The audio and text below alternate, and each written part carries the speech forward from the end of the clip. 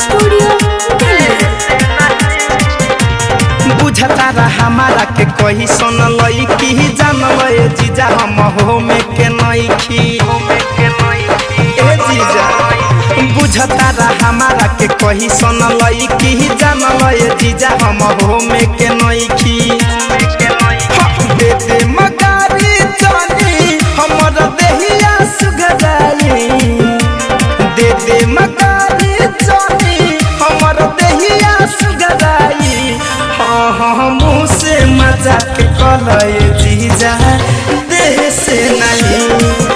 हाँ मुँह से मजाक कलय जीजा देह से नहीं।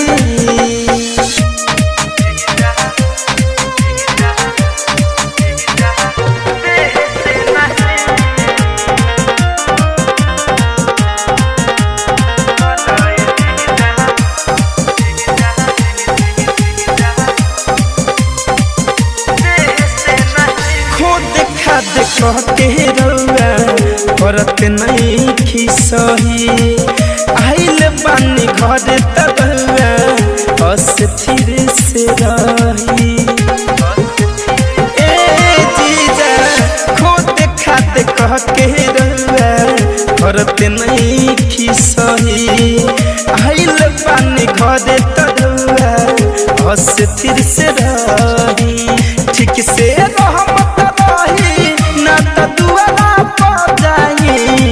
सुनी ठीक से रहमत रही ना तो दुआरा पर जाई। हाँ मुँह से मजाक कलय जीजा देह से नहीं।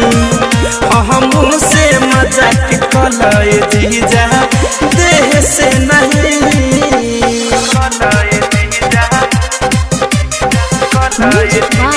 Vikesh Bhojpuriya music by Ambe recording studio Delhi.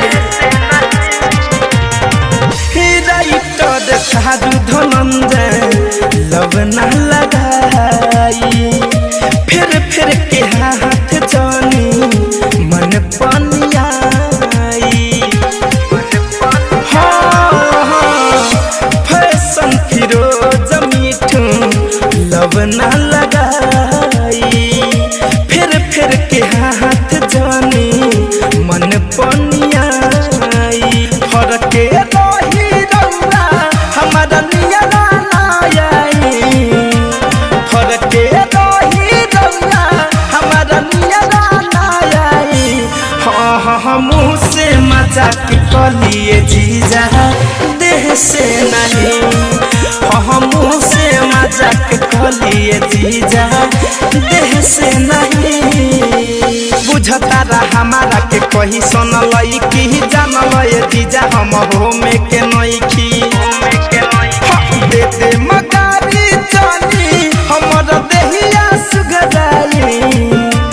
दे दे मगारी जानी हमर देहिया सुगराई।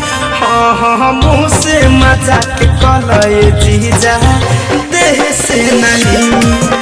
हाँ मुँह से मजाक कलय जीजा देह से नहीं।